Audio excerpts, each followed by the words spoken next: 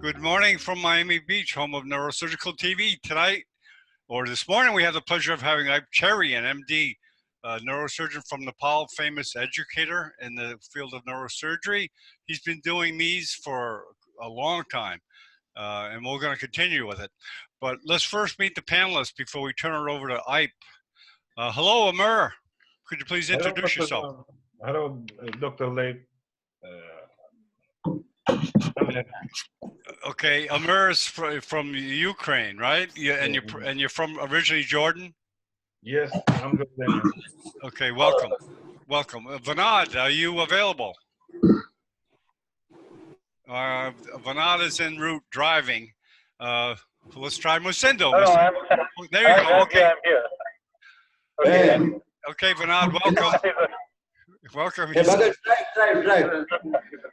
Yeah, concentrate on drive. Okay, Dr. Aliaram, could you please introduce yourself? Yeah. Hello, John. Hello, Dr. Iype. My name is Dr. Ali Akram.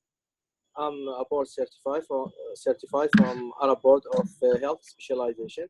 Nice to meet you again and again. Okay, welcome. Jitin, could you please introduce yourself? Hello, I'm Jitin Bajaj. I'm an assistant professor at Medical College, Jabalpur, India. Okay, welcome. Musindo, could you please unmute and introduce yourself? Go ahead, Musindo. Musindo is from Mozambique, I believe, in Africa. Okay, we'll just go on. I guess he's okay. Welcome, and it's all yours.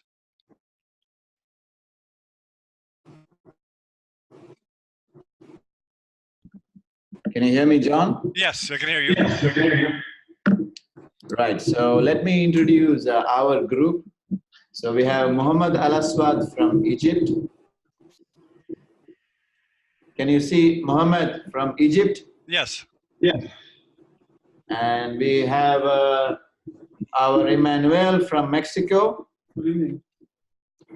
Bienvenidos. You have Edmundo from Peru.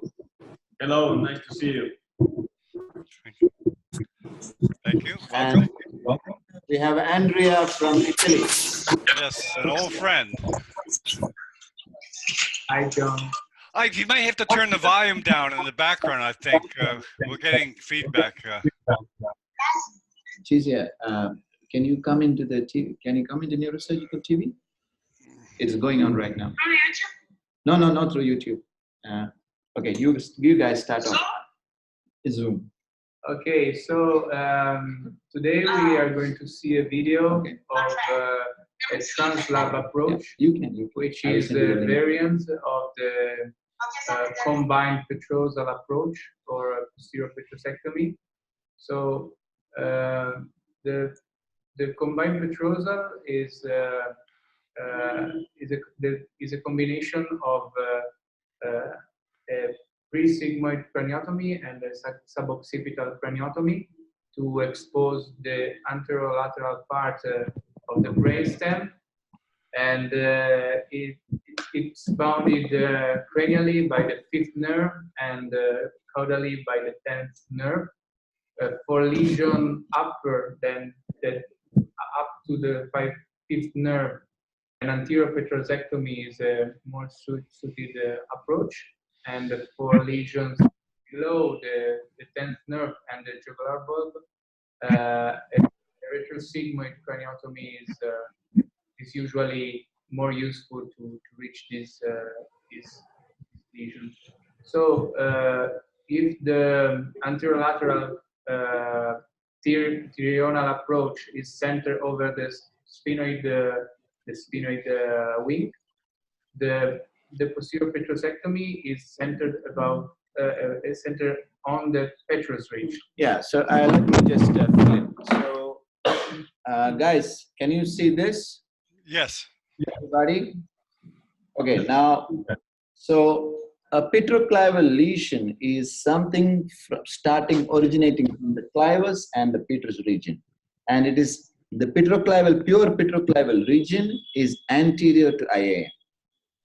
So there are many ways to reach it, starting from a transcavernous approach, an anterior petrosectomy, and the posterior petrosectomy or the translab is reaching the petrosal region in an oblique manner. In an oblique manner. This is difficult. This is a long drilling and difficult sometimes, but it has some distinct advantages. Okay, one of the advantages for a Translab approach is that you don't have to retract cerebellum. There are some times when the lesion is big and it is going to the opposite side. If a petroclival meningioma is going over to the opposite side, there are many people who say, oh, I can do it by retromastoid approach. Yes, maybe. If it is a large lesion, the lesion itself will make space for you and you can reach it retromastoid, no doubt about it. But it's always better to do a translab approach and then reach it, okay? It's not easy. I always tend to have an ENT colleague of mine with me because we know the anatomy. For sure, we know the anatomy of the translab drilling, but you cannot drill yourself and take out the tumor yourself. It's very, very difficult because by the time you've finished your drilling, your hand will be tied and then either you do it next day or, you have to drill turn by turn, okay? So this is the thing. So today, Andrea will show you the translab. So first we start off with the mastoidectomy, and after the mastoidectomy, we identify the facial nerve. After facial nerve and the sigmoid sinus we identify, then we go above the mastoid is the temporal tegment. So you remove the temporal tegment and then you go into the semicircular canals and remove the semicircular canals so that you find the IAM, okay, the internal auditory meatus.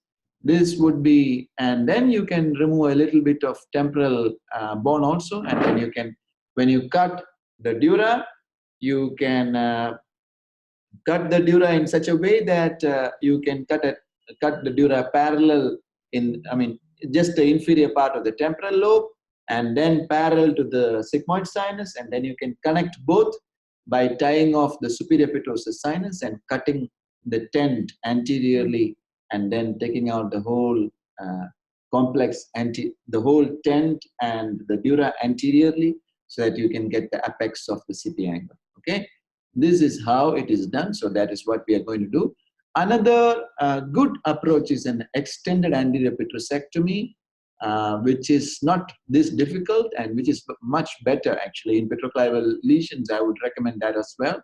So that approach also we will see some other time. Okay, so now Andrea is going to show you what they did 2 weeks before. They will be showing you the dissection that they did, all the fellows did 2 weeks before, and they will make you understand how they did it. Next week, tomorrow onwards, we are starting dissections again. So that will be middle fossa, extended middle fossa approaches, and that we will be able to do it on the Super Sunday next week. And after the next week, the Super Sunday will be from our conference. So December 7 to 9, we are having our main conference, and we are asking John to relay every talk and every cadaver dissections, endoscopic, open, anastomosis, every type of anastomosis, everything will be discussed here. Everything will be shown by faculty. If we will also tell you if there are life surgeries. So we are hoping to see a lot of participation from your side. Deepak is going to be coming. I hope Vinod will be coming too, but Vinod has some issues. So I don't know whether Vinod is coming, but Deepak is definitely going to be here. So all my fellows, I have asked them to come. Please do come and participate in December 7 to 9 in our meeting. So participate in the cadaver dissections, everything. And now, which one of you is going to talk about this dissection? Huh? Okay, so you can start. Can we start sharing the screen, please? Yeah, sure. You have to do it from your end. Right. Okay. I am going to share now. Okay. Desktop.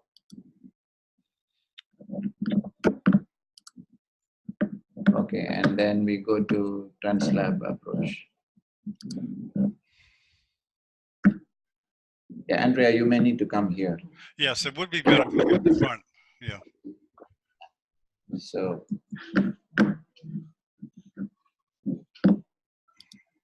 yes, yeah. Yeah, If there is that's any good. doubt- That's good. Yes, yes, please. Okay, so here you see a left side. I don't know why this is. Okay, here you see a left-sided approach, and this is the external acoustic canal.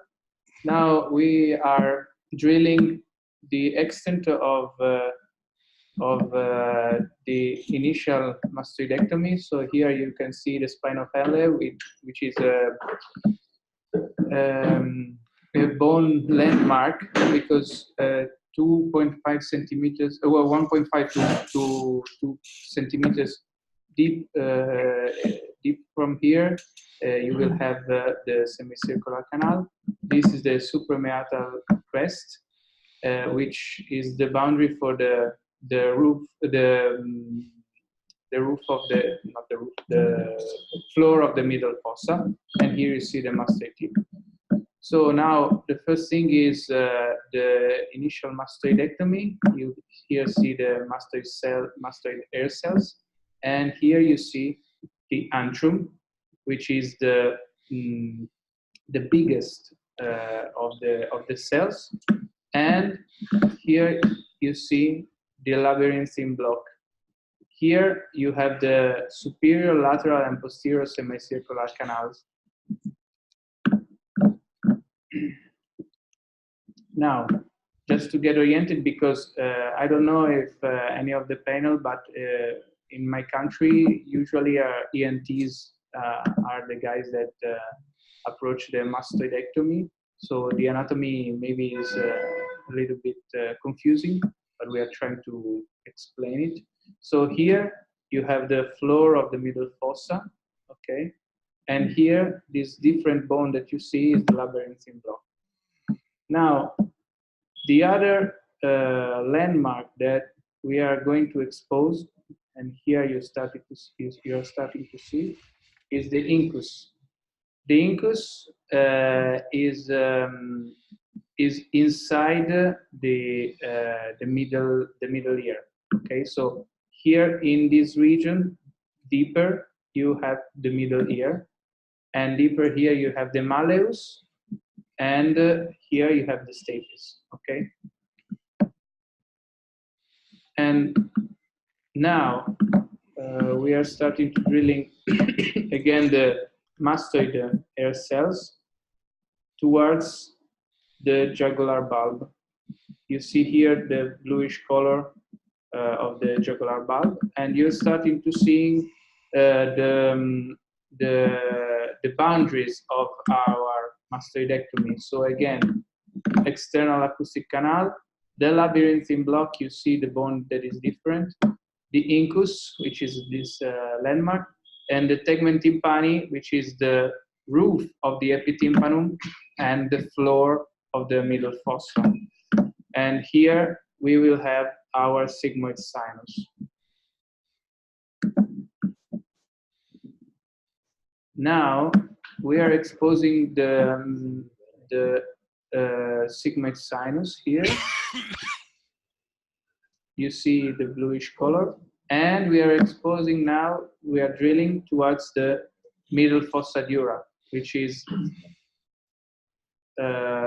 which we did it we did it with the drill, but actually you can also do a bar hole and then do a craniotomy that joins from the temporal fossa, the anterior temporal fossa, the middle temporal fossa to the posterior fossa.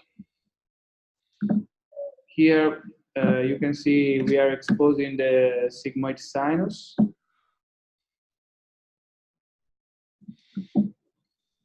Which is this bluish color. Actually, usually when neurosurgeons perform this kind of approach, the sigmoid sinus is the first landmark that they look for.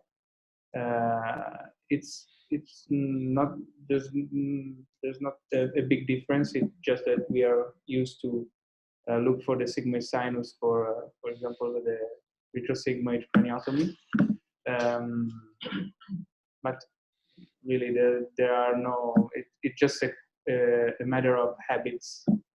So here now we are eggshelling the sigmoid sinus. You see here the middle fossa dura exposed.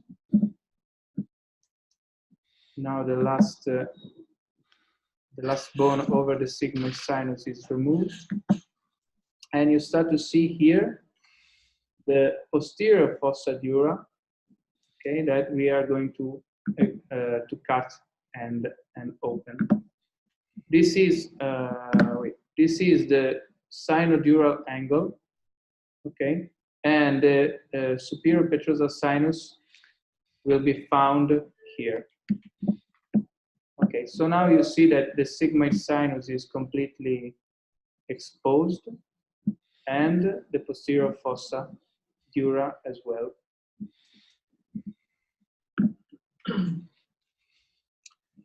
Now, this is the translab part. Actually, this is one of the many variations described in the literature, and it's used mostly for very big lesions when you don't have to preserve the hearing of the patient, of course.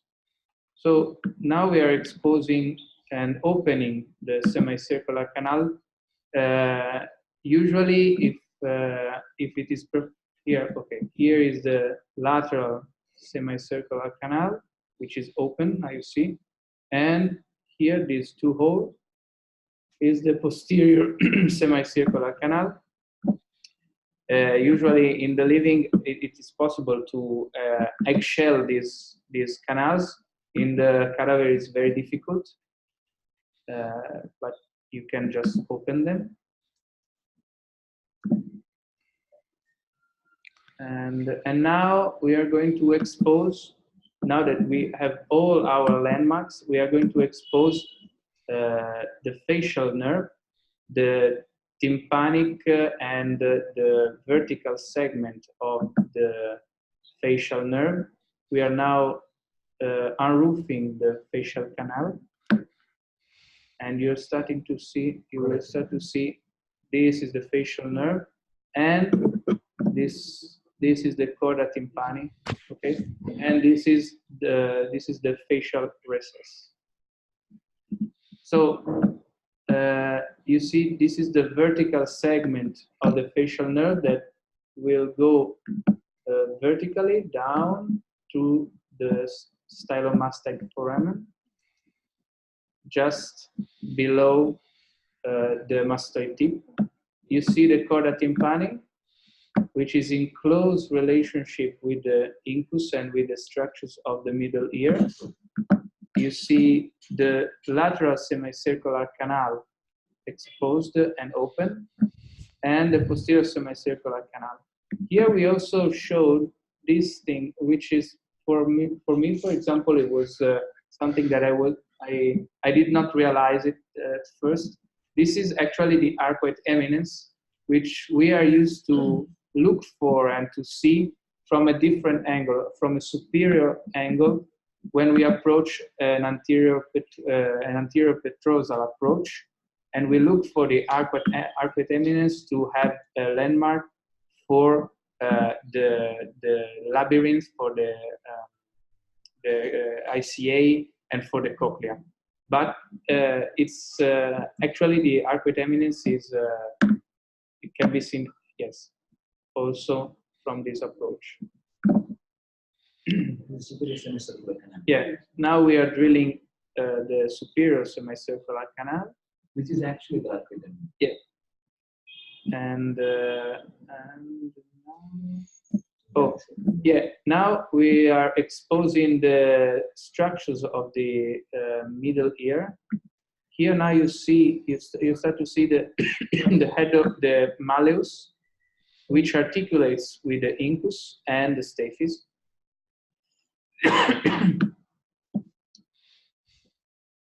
And now we are exposing the structures of the middle ear. You see the chorda tympani here, you see the facial nerve here, the chora tympani joins the facial nerve. And here is the incus with his short process, long process, and the malleus, which now we are removing to show the promontory. Now we are cutting the stapedius muscle.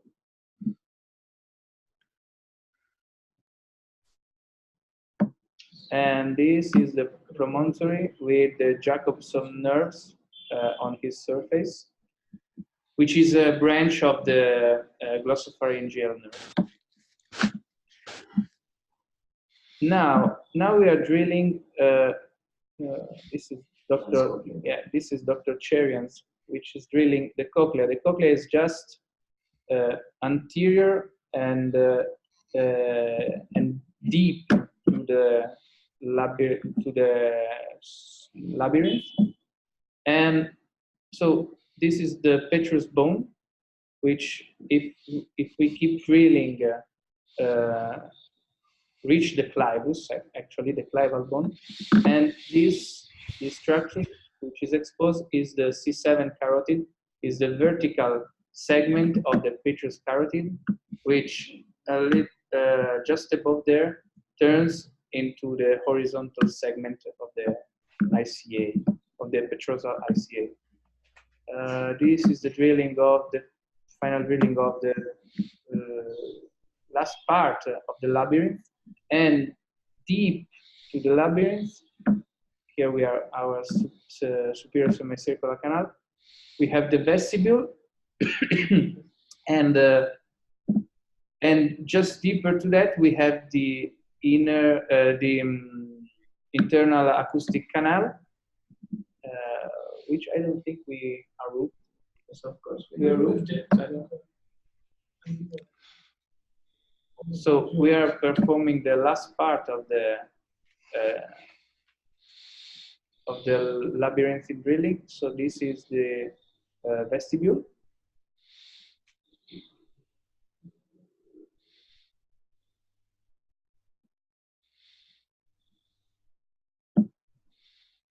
Just next to the vestibule. Yes. This is the last part of the. That's the IA. Oh yes, this is the IA. This is the IAM. Okay. And you see here. Talk about the IA. Yes, exactly. You see that here we had our the superior semicircular canal, the posterior and the lateral, and just deep we found the internal acoustic meatus right here. No, it's not this. So that is the internal. Yeah.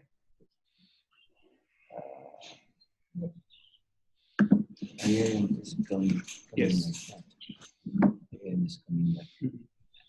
Yeah, the first genu of the. Yeah, this is the jugular bulb area, and you have to remove this block. So you have to go 270 degrees during the IAM.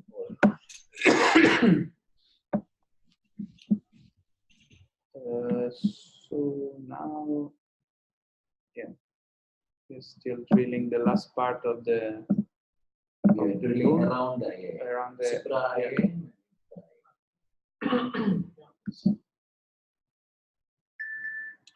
And now we are going towards the jugular bulb.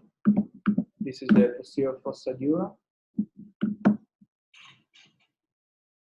And we are exposing the jugular bulb.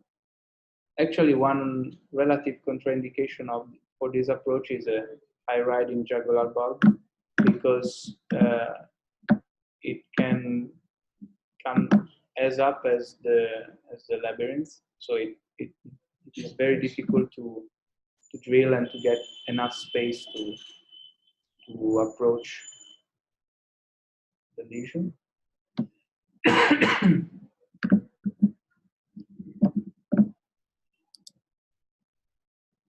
Yeah. Now you can see the IAM. Yeah, now you can see the IAM here completely exposed. Now, This is the jugular bulb. bone between the jugular bulb and the IAM. being And actually, this what we were telling is that the jugular bulb can actually come up to here. So now you see that we expose the whole petrous bone with the middle ear structures, and now we have the middle fossa dura, the posterior fossa dura. Okay. Just so we have the facial nerve, the vertical segment. This is the first genu, and this is the tympanic segment. Here there was the labyrinth. This is the first genu, and this is the internal apus meatus. Okay, this is the internal carotid artery that we exposed before, that we showed before. The vertical segment, as you can see, it comes from here to here, and then it turns horizontally. And now we have our middle fossa dura, our posterior fossa dura, and we are opening just parallel to the sigmoid sinus and what did I do? And to the middle fossa floor. You see that now we are opening the dura, and we want to here in the sinodural angle there will be the superior petrosal sinus, which can be coagulated or ligated before actually opening, and after disconnecting the sigmoid sinus from the superior petrosal sinus, you can just retract, put a spatula or a retractor on the sigmoid sinus to retract it and to get more space intradural. So now we are cutting the dura.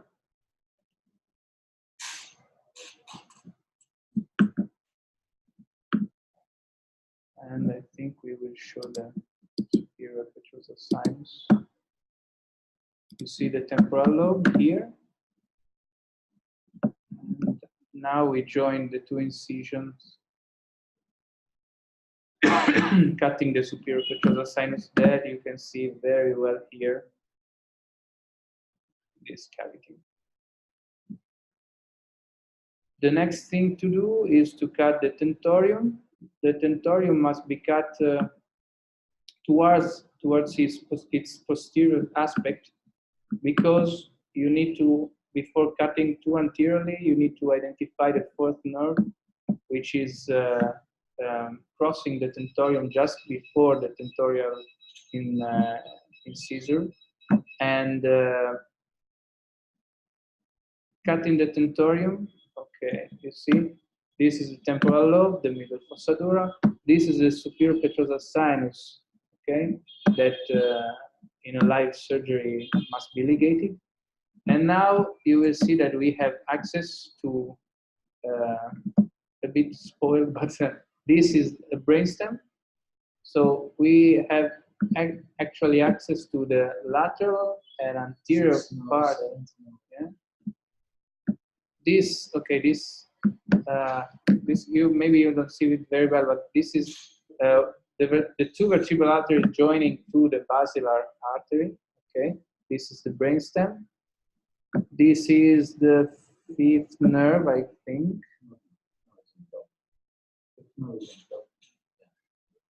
Oh, this is the fifth nerve. Here it's from top to bottom, so we exposed the 10th and 9th rootlets, yes, and the 11th nerve coming from below. Okay, 7th, 8th, and yeah, 7th, 8th is just above. Oh yeah, no, this yes, this is the contralateral side. This is the vagus nerve roots of the contralateral side. Yeah, on the vertebral artery. So you see how what I told you before, we have access to the anterolateral aspect of the brainstem with the fifth nerve as a cranial boundary, and the jugular bulb and the 10th nerve as a caudal boundary. So this approach is suited for big petroclival lesions, for vascular pathologies such as basilar, middle third basilar aneurysms, and for example, cavernous angioma of the brainstem, of the pons. So maybe we should stop sharing the. Okay, I think we should stop sharing. And I don't know if the video was clear, if my explanation was clear enough. It's for me, and I think for all the other guys, it's not a very familiar anatomy, because ENTs usually do the transmastoid approach, but we studied it quite well, and Dr. Cherian showed us some anatomy, and now we think this video is very clear for the bone work, and I don't know if anyone of the panel has some questions. Okay, I can answer the questions. Good job, Andrea.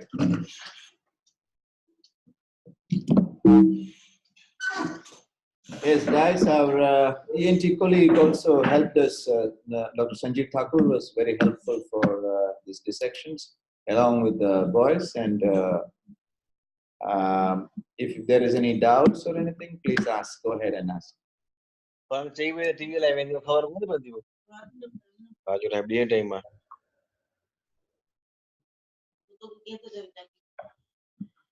Hello.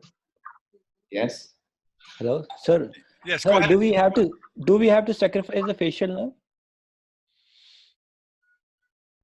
No. You should not sacrifice the facial nerve. You cannot sacrifice the facial nerve. Okay. By the dissection, it appeared like we are going through it, and No. so we have mobilized the facial nerve. No. Yeah, we can mobilize the facial nerve if you want, but generally even that is not required. You can from the dura to the IAM, the vertical segment, everything is skeletonized and kept. Sometimes you can mobilize it anteriorly, but there is no need for that. But you definitely do not sacrifice the facial nerve. Yes.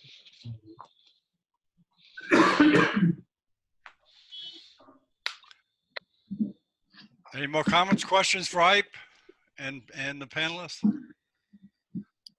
Remarks, comments?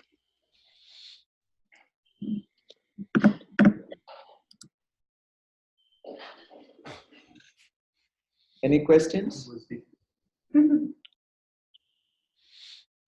Everybody's shy. Okay, John, let me ask a Yes, question, go ahead. please. Yeah, please, go ahead. Dr. Iype, how common you are using this approach, and in comparison to classical trional and retrosigmoid approach, or modified orbitozygomatic approach? Actually, during my lengthy training in neurosurgery, I may say I even did not see this approach at least once. Yeah. So yes, I just recently used it for a petroclival meningioma, but it is, as you said, it's a very uncommon approach. You know, it's I mean, if I ask you to learn 3 approaches for neurosurgery, this will not figure in one of them for sure. You can survive and you can do good neurosurgery without doing this approach, okay, without knowing this approach. But there are some times, for example, there is a large lesion and there is no cisterns seen. Let us say that the tonsils have already herniated. Cerebellar retraction is going to be a big problem for you. hearing is already gone. In this kind of a case, and you have an ENT colleague who is going to do all the drilling for you, in this case, then you can do this approach. It's not your day-to-day.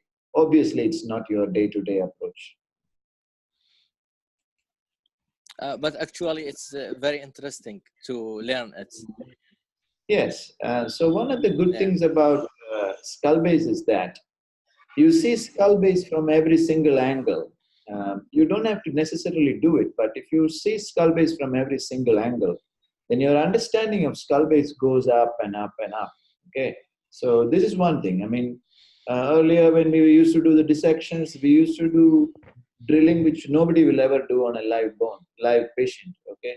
But we used to do it because we wanted to know what is beyond it. How is the carotid? How is this vessel? How is that vessel? Where is this cranial nerve? We wanted to see it. That's why we did it, and then we understood where is each structure. So in skull base, as you go from endoscopic to anterolateral to lateral to, lateral skull base to posterolateral to extreme lateral, as you go on your journey, you must understand that all the structures in the middle, they are separated by very little. I can go from the anterolateral approach and get the basilar. I can come from the mastoidectomy and get the basilar. I can go from the middle fossa and get the basilar. But each of these has their angles. Each time basilar looks different. Okay, so you should, if you see the basilar from different perspectives, your understanding of skull base is much better. This is the important. Okay, thank you.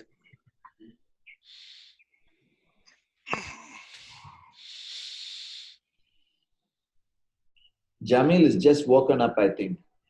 Okay. I wake up at 6 a.m., Professor, just to see all of you. It's a sacrifice that I made every Sunday. You have somebody from Peru right now. Yeah. Do you know him, Edmundo?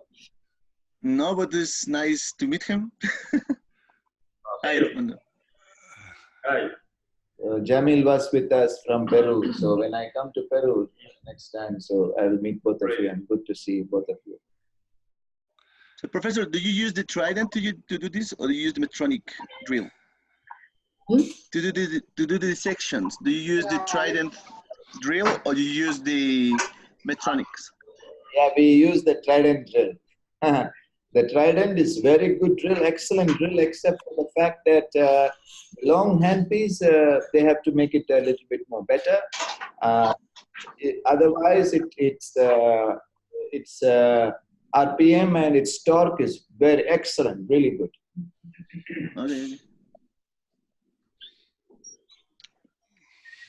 And also, we were talking today about making a very, very cheap microscope, less than maybe $5,000. We are trying to make the microscope. And also, we go to phase 1, phase 2, phase 3, where phase 2 we integrate with an endoscope, and phase 3 we integrate with navigation. Phase 3 maybe should be costing around $250,000, but the basic microscope, something the usual microscopes can do, should be less than $5,000. Oh, okay. Really nice. So that the rest of the world, they get microscopes, and microscopes are not just the monopoly of a few German companies. Okay, so we are taking on the war with all the developed world. First, starting with cystonostomy, we are making sure that it is not the 1/6 of the population who is defining how to do trauma. Now we are taking on the world, saying that these microscopes, now it is ridiculous. The microscope costs and the CUSA and the rest of the costs are just ridiculous. They are, they are not practical for most of the neurosurgeons. Most of the neurosurgeons is not practical. Kinavo is $1 million. So what the hell? I mean, you are trying to save lives, and the only way to go is corporate. So to do a neurosurgery and come back to a place where to save lives is impossible now. So we are trying to take them on. Good microscope in this era what a good microscope can do can be done in $5,000, believe me. So, and all of you should take part in this crusade that, we should make sure that these German companies take notice, and then they should understand that we are neurosurgeons. We can make things better than they can even think. So we will make it because we know exactly what we want. So we don't have to have this big elephant sitting in front of us, and we don't have to move it this side to side, and the assistant dances with us. There is no need for this. Now we have digital cameras and small robotic arms or small arms which can render this.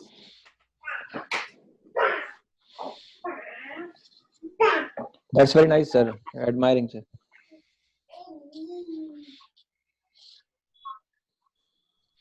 Some child, perhaps. Okay, so what I am trying to tell you is, we do not have to, listen to these companies, or we do not have to allow these companies to have a monopoly over the world neurosurgery. So we can, and please wake up, all the young neurosurgeons, please wake up to the fact that if you don't do microneurosurgery, you should not be termed neurosurgeons. This is our philosophy now. If you write, it's not neurosurgery. If you do research, it's not neurosurgery. If you do a psychological evaluation for an ACOM, not neurosurgery. What is neurosurgery? Go to the lab, operate, go to the lab, dissect, operate in a way that others think is magic. Okay, that is neurosurgery. The rest of the things are corollary. It should be done by your secretaries. It should be done by your statisticians. It must be done by somebody else, okay, not you. As neurosurgeons, what you need to do is take your instruments, go to the theater, operate the most difficult cases. Anybody who tells you other than this, don't listen to them. Research methodology. I'm sorry, some of my friends are into all this. They are lovely people. But for me, I am radical and I am firebrand. I like it this way. If you supposed to be called as a neurosurgeon, this is not for you. You should allow somebody else to analyze your data. You should give your data to somebody else. Let somebody else do your neuropsych assessment and things like that. But you should be perfect in surgery. Okay. Very good.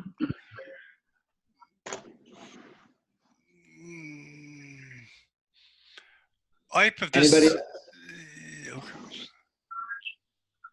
Iype, if no one has anything to say, do you want to go over your conference and what you're going to do at the conference? Do screen share and kind of explain what you're going to do? Yeah, in the conference we will have around 30 faculty. So maybe from 2 rooms, we will the conference will be focusing. Can you get that background voice off, John? The background noise, no, I can't do it from here. Do you have anything to screen share on the conference schedule or whatever? Or I can try to find it. I guess it's online, I'm sure. Okay, so what I am trying to do here is we are having operative videos primarily. Operative videos, we have asked the faculty that they show only operative videos primarily, not PowerPoints and not statistics and nothing. This is my meeting. So I have asked all my friends to come in with the operative videos. They will be showing operative techniques, no pre-op, post-op, pre-op, post-op, and saying that I am great. No. So whatever good surgeries they have, they come and they show it, and they make sure that they teach it to somebody. So anybody who sees this video should understand what is the surgery about, how is it done, not just to understand, oh, this guy is fantastic. No. So this is what we will do. And then the same thing, we will ask them to show it in the dissection hall. So if they should be able to show it in the dissection hall, whatever they are claiming that they will do, show it in the dissection. Okay, show us how to do it. So this is the theme of the surgery. Theme of this conference. We hope the young neurosurgeons will enjoy and convert to being pure surgeons than being writers and researchers and animal lab specialists. Very good. Very good. Okay, Iype, thank you very much for coming out, and thanks for all the fellows, and thanks to all the guests. And we'll end this, and you can stick around. Thank you. Thank you, guys.